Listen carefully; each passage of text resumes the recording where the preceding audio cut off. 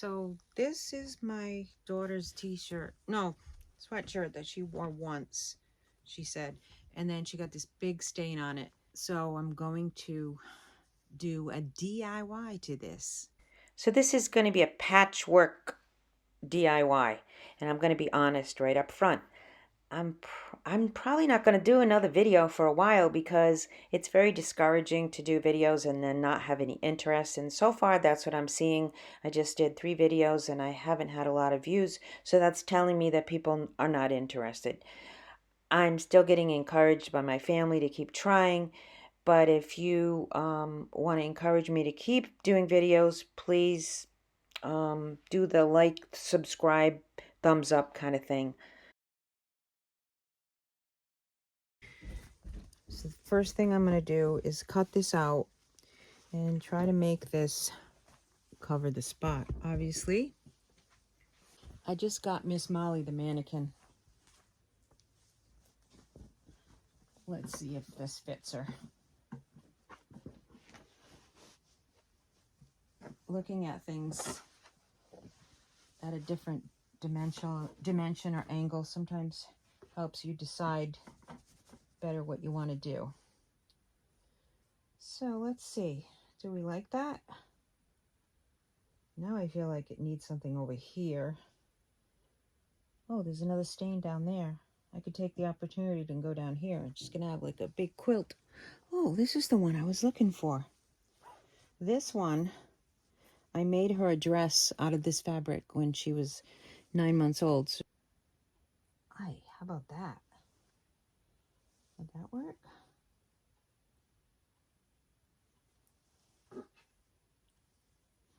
As I keep digging through my stuff, I find more interesting things, and I get out my electric scissors that are really loud, and I cut out this nice embroidery fabric and trial that. This is a birthday surprise for her that I'm trying to hurry up and do within 30 minutes.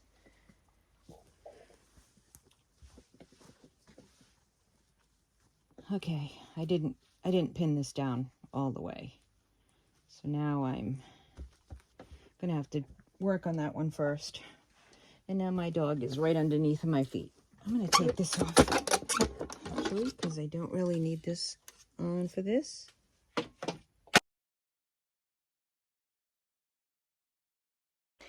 I'll tell you my style, my video style, my sewing style, my teaching style is to show you the good, the bad, and the ugly.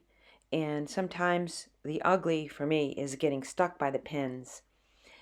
The bad is when you have to take your piece that you're working on and move it all around, stop the machine, lift it up, turn it, backstitch, go around in circles and try to figure out how you're going to cover the stitches to hold your applique pieces down.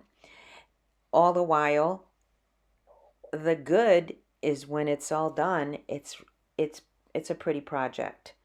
I always try to put a heart on something when I'm giving it to my kids because I always told them a heart means mommy loves you, and now I tell my grandchildren a heart means Grammy loves you. So there's the heart. Now we're going to just keep stitching and moving the whole piece around and get it tacked down with the straight stitch sewing machine because that's what I'm using. I don't have a zigzag on this Juki. This is a quilting machine and I love it, but it only has one stitch and that's straight. This is how we're just going to keep moving it around. We're going to go a little ways and then we're going to stop. And I have the walking foot on the machine too. And I was just using it for another project and I really got used to it because the walking foot holds the fabric really nice, and there's a technical way to describe that and I'm not going to go into that right now. You can look that up though. And sometimes right in the middle of when I'm sewing, I decide I want to move something around, and it has to be with scissors, or it could just be with moving with pins, but this time I'm cutting out this piece of black polka dot that I just don't like the way it's sitting underneath the heart. So this is the fun part of creating. You get to do it your own way. DIYs are just that. Do it yourself. Do it the way you want. This is how I'm doing it.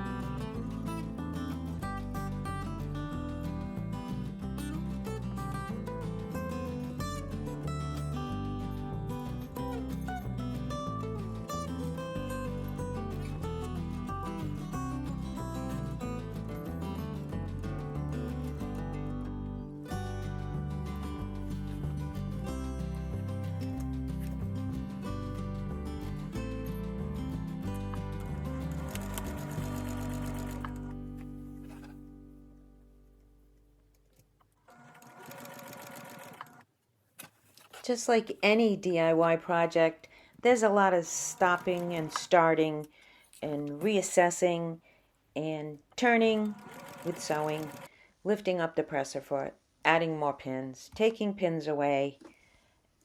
It's all part of the process, even with a small project like this. And realistically, the more pins, the better, even though I try to avoid pins because they always pick me. They always get me. The more pins, the better. It holds your fabric in place. And if you're new to sewing, don't run over your pins. You'll break your needle. You can throw your machine timing off. And sometimes you can get away with it, but you should not run over your pins.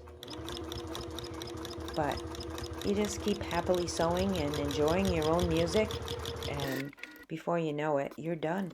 And that's the fun about the project, being done.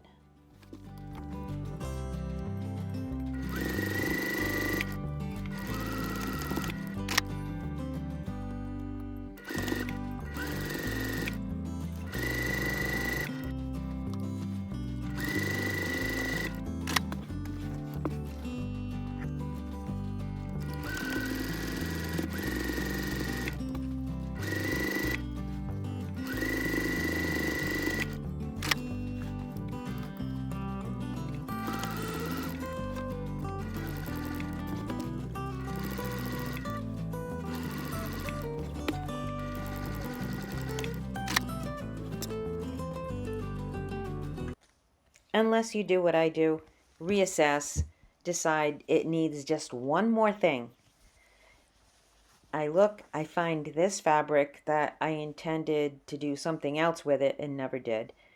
And I think, maybe one of these little cutouts would be cute, right? Where I made like a little mistake. It's not really a mistake. when you're sewing and when you're crafting, because you can cover it up. Right there. I feel like maybe something right there like that would really finish the project the way I want it. So just fussy cutting this thing out and then adding that. It's like a little vase of flowers. I think that really finishes things off for this. I think about doing some embroidery, but again, I only have that 30-minute window to try to get this done, to get it into the birthday bag for the birthday girl. So last minute mom, here I am. I guess embroidery is going to be out at this time. So I'll sew this on and then I'll be ready to wrap this thing up. So staying with me? Hope you are. Thank you if you are.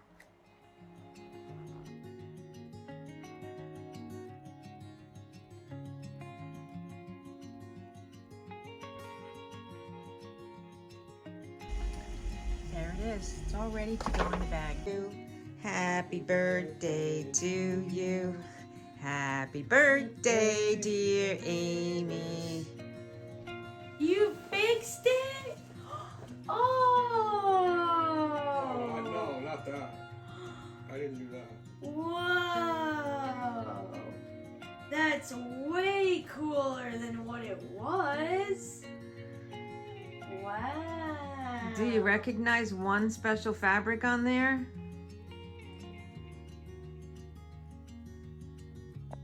Where did it come from? What? The heart? No, up on the top. Nope.